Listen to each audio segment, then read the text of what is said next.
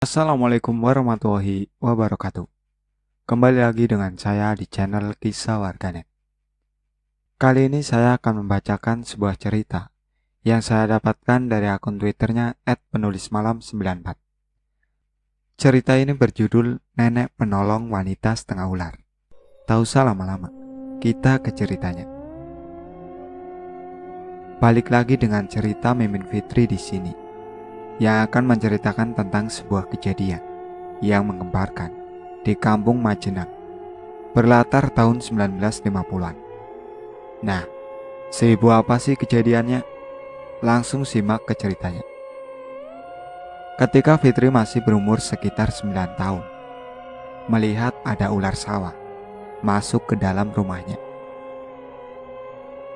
Fitri yang masih kecil merasa panik. Ia segera berteriak memanggil kakeknya untuk membunuh ular yang dilihatnya.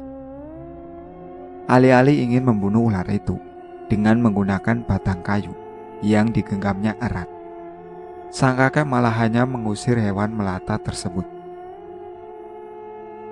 Setelah ular itu pergi, lantas Fitri yang masih kecil bertanya, "Kakek, kenapa nggak bunuh hewan itu?" Sang kakek hanya tersenyum dan menimpali, "Nak, kita tidak perlu membunuhnya. Allah menciptakan ular itu, pasti ada maksud dan tujuannya. Coba, kalau tidak ada ular sawah, mungkin nanti padi kakek akan habis dimakan tikus." Si kakek pun kembali melanjutkan cerita. "Nak, dulu sewaktu kakek masih muda sekali, di kampung ini sempat geger dengan adanya cerita Mbok Sumi yang telah menolong wanita setengah ular loh," ujar si kakek kemudian. "Coba kek ceritain sama Fitri. Fitri mau dengar," jawab Fitri kecil yang penasaran.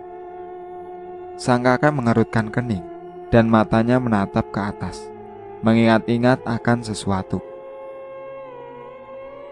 Dahulu, berlatar tahun 1950-an, di kampung ada seorang nenek yang di usianya sudah cukup renta. Ia masih saja bersemangat mencari uang untuk anak dan cucunya. Nenek itu bernama Nek Sumiatin, atau biasa dipanggil Nenek Sumi. Nenek Sumi ini pekerjaannya sebagai pengumpul hasil-hasil bumi dari kampung ke kampung lain, dan ia jual kembali ke pasar. Walaupun jarak yang ia tempuh harus melewati hutan ke hutan untuk sampai di kampung lain, Nenek Sumi tetap menjalani dengan hati yang ikhlas. Tak pernah Nenek Sumi mengeluh dengan keadaannya serba kekurangan saat itu, yang membuat Nenek Sumi harus tetap bekerja keras di usianya yang sudah senja. Suatu hari seperti biasa, Nenek Sumi berjalan melewati hutan lebat dengan menggunakan keranjang yang ia ikatkan dengan kain di punggungnya. Tak lupa Nenek Sumi membawa sebilah golok untuk berjaga-jaga jikalau ada hewan buas, serta tangan kanannya membawa obor untuk menemani perjalanannya di pagi buta. Ketika baru sampai di tengah-tengah perjalanan, di dalam hutan Nenek Sumi dikagetkan dengan rintihan suara perempuan. "Tolong, tolong, tolong." Waduh, siapa ini ya? Di pagi-pagi buta minta-minta tolong, tanya Nenek Sumi dalam hati. Namun karena rasa penasaran Nenek Sumi yang besar mengalahkan rasa takutnya, ia memberanikan diri ke arah suara perempuan yang merintih meminta tolong itu. Sekitar 100 meter Nenek Sumi berjalan. Ia melihat ada seorang wanita yang cantik memakai mahkota yang indah. Di kedua lengan tangannya melingkar emas, dan wanita itu memakai seperti kemben keraton yang bagus. "Nenek, tolong saya. Saya sudah semalaman terperangkap di sini. Kaki saya tersangkut, Nek. Tolong saya, Nek," iba si wanita itu. Nenek Sumi dengan segera mengarahkan obornya ke arah wanita itu dan mencoba menyingkirkan dedaunan kering yang menutup setengah tubuh bagian bawah wanita itu. Ketika Nenek Sumi menyingkirkan dedaunan kering, terlihatlah dengan jelas jika itu bukanlah bagian bawah tubuh manusia pada umumnya. Lah, kok ini dari bagian pinggul ke bawah, malah seperti bagian tubuh ular? Gumam Nenek Sumi sambil gemetar ketakutan. Sosok wanita setengah ular itu seperti mengetahui apa yang ada di hati Nenek Sumi. Ia lalu berkata, "Jangan takut, Nek. Saya tidak akan berbuat jahat. Tolong segera singkirkan pelapa pohon pisang mas ini yang menimpa tubuh saya, Nek." Dengan tangan yang gemetaran, Nenek Sumi memindahkan pelepah pohon pisang mas itu. Kemudian si wanita ular berdiri dan berkata, "Terima kasih, Nek, sudah menolong saya. Pelapa pohon pisang mas adalah kelemahan saya. Jika tubuh saya mengenai pelapa pohon pisang itu, seketika tubuh saya akan lumpuh dan tidak bisa digerakkan, Nek." Nenek Sumi hanya terdiam, mematung, melihat sosok wanita ular di depan mata kepalanya sendiri. Wanita itu terlihat sangatlah cantik dan anggun, namun yang membuat bergidik ngeri adalah setengah tubuh bagian bawahnya adalah ular besar.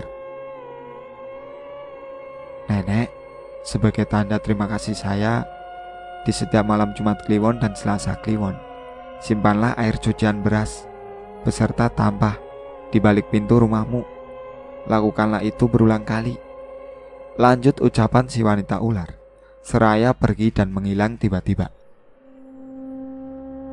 Nenek Sumi yang tidak percaya dengan apa yang baru dilihatnya, berulang kali mengucek matanya. "Hah? Wanita itu sudah menghilang. Apa tadi saya ini ngelintur ya?" ujar Nenek Sumi sambil meneruskan perjalanan ke kampung yang ia tuju untuk mengambil barang dagangannya sebelum ia jual kembali ke pasar. Lalu Nenek Sumi pun seperti melupakan kejadian pagi hari itu. Setelah ia sampai di rumah, sehabis berjualan di pasar, pintu rumahnya diketuk. Kebetulan siang hari, anak Nenek Sumi masih bertani, sehingga Nenek Sumi lah yang membuka pintu rumahnya. Nenek Sumi dibuat kembali terperanjat melihat wanita setengah ular yang pagi itu ia tolong di dalam hutan, kini berdiri tepat di depan rumahnya. "Nek, jangan lupa pesan saya ya. Kebetulan besok adalah malam Selasa Kliwon. Saya benar-benar berterima kasih kepada Nenek. Karena Nenek, saya bisa kembali pulang ke alam saya." Baru saja bibir Nenek mau berucap, sosok wanita ular itu telah lenyap. "Ya Allah, apa benar itu nyata? Apa yang tadi saya lihat?" tanya Nenek Sumi sambil melamun. "Assalamualaikum, Bu," suara Parjo, anak sematawayang Nenek Sumi, istrinya Warti, dan Kinem cucunya yang masih kecil, pulang dari sawah. "Waalaikumsalam," jawab Nenek Sumi. "Parjo, apa betul besok itu malam Selasa Kliwon?" tanya Nenek Sumi. "Loh, tumben Bu, Ibu nanya pasaran hari. Apa Ibu mau ke pasar Kliwon besok?" tanya Parjo kembali. "Tidak, Nak, Ibu hanya bertanya saja." Nenek Sumi berkilah. "Iya benar Bu, besok malam Selasa Kliwon. Soalnya besok Warti ikut pengajian setiap hari dan pasaran itu di pondok," jawab Warti. Mendengar jawaban dari menantunya, Nenek Sumi kembali mengingat-ingat apa yang perlu Nenek Sumi persiapkan pada malam Selasa Kliwon. Nenek Sumi saat itu belum berani bercerita tentang sosok wanita ular pada anak dan mantunya, karena ia sendiri ingin membuktikan jika memang si wanita ular itu akan memberikannya imbalan sebagai bentuk rasa tanda terima kasih. Keesokan harinya, Nenek Sumi berjualan dan beraktivitas seperti biasanya. Namun ketika tengah malam, saat anak dan menantunya tertidur, Nenek Sumi menaruh cucian air beras dalam wadah, dan di sebelahnya ditaruh tampah kosong tepat di belakang pintu rumah. Setelah Nenek Sumi mempersiapkan barang-barang tersebut, ia kembali tertidur. Beberapa saat kemudian terdengar, "Nenek Sumi, bangunlah.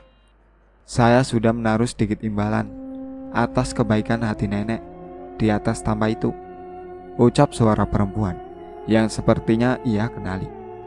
Nenek Sumi langsung mendekati tambah kosong yang kini di atasnya terdapat tumpukan uang kertas dan banyak kepingan koin emas. "Hah? Apa ini sungguh-sungguh nyata? Ini benar-benar uang, bukan daun," ucap Nenek Sumi tak percaya. Namun Nenek Sumi berkata, "Saya tidak sanggup menerima pemberian ini. Saya takut nanti akan terjadi sesuatu buruk terhadap saya ataupun anak cucu saya." "Tenanglah Nek Sumi, ini adalah milikmu.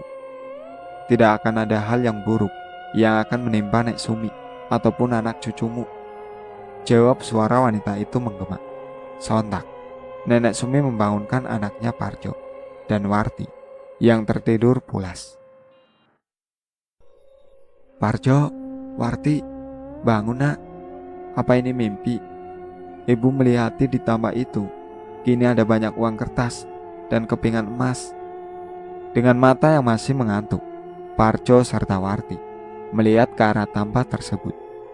Dan memang apa yang dilihat ibunya sama dengan yang mereka berdua lihat. "Bu, ini uangnya banyak sekali. Ibu dapat dari mana, Bu? Apa ibu ikut pesugihan?" tanya Parjo terkejut. Nenek Sumi membantah terkaan anaknya dan menjelaskan kembali kronologi cerita awal pertemuan dengan si wanita ular sampai dengan munculnya uang itu di atas tambah. "Bu, kita coba dulu saja. Uang ini dipendam di dalam tanah, Bu. Kalau besok atau paling lambatnya 3 hari uang ini menjadi daun, maka ini benar, Bu, uang pesugihan, uang yang akan membawa petaka," ucap Warti kemudian. Mendengar jawaban Warti yang dirasa masuk akal, Nenek Sumi pun menyetujui saran menantunya. Uang itu ia kubur di tanah kosong dekat rumahnya. Hari ke hari berlalu, hingga tepat 3 hari setelah mengubur uang tersebut, Nenek Sumi, Parjo, dan Warti kembali menggali tanah dan memastikan apa uang dan koin-koin emas itu berubah menjadi daun. Setelah dibongkar kembali, mata Parjo, Warti, dan Nenek Sumi dibuat terbelalak ketika mereka menyaksikan jika memang uang kertas dan kepingan koin emas itu masih pada wujudnya. "Bu, lihat uang itu, masih belum berubah," ucap Parjo. Singkat cerita, kini Nenek Sumi dan anaknya mendadak menjadi orang yang kaya raya di kampungnya. Serta kekayaan yang Nenek Sumi dapatkan sesaat tak membuatnya menjadi takabur. Nenek Sumi masih menjadi orang yang rendah hati dan suka menolong. Banyak warga berbondong-bondong datang ke rumah Nenek Sumi meminta pertolongan. Nenek Sumi berikan rezeki yang ia bisa berikan dengan ikhlas. Sang anak, Parjo dan Warti pun demikian adanya. Mereka bertiga merasa jika apa yang mereka dapatkan adalah semata-mata titipan Tuhan Yang Maha Esa melalui perantara si wanita setengah ular. Uang yang mereka dapatkan, sebagian mereka dipergunakan untuk membeli kebun dan sawah untuk bercocok tanam. Sebagian dari uang itu mereka pergunakan untuk membantu para warga kampung. Dan saat itu pula, warga desa enggan membunuh ular jika mereka tak sengaja temui ada dalam rumah ataupun di jalan setapak menuju hutan. Warga kampung percaya jika ular-ular itu salah satu bentuk jelmaan dari wanita setengah ular yang pernah ditolong oleh Nenek Sumi. Tutup cerita kakek mengakhiri cerita. Kakek pun berpesan kepada Fitri yang masih kecil saat itu. "Nah Fitri, ingatlah untuk selalu menolong segala makhluk yang membutuhkan pertolongan. Dan jangan pernah memilih-milih jika ingin menolong orang ataupun makhluk ciptaan Allah. Yang kedua, pelajaran yang bisa dipetik dari cerita ini. Ingatlah untuk membalas budi. Jika kita sudah ditolong, jangan pernah melupakan jasa orang itu. Jika kita tidak bisa membalas kebaikan orang yang telah menolong kita, bawalah namanya dalam doa, biar Allah yang mengganjar kebaikannya. Pelajaran yang ketiga adalah tetaplah merendah diri nak, walaupun sudah berada di atas, karena semua harta di dunia ini adalah titipan. Dan pelajaran yang keempat adalah tetaplah berusaha, jangan bermalas-malasan.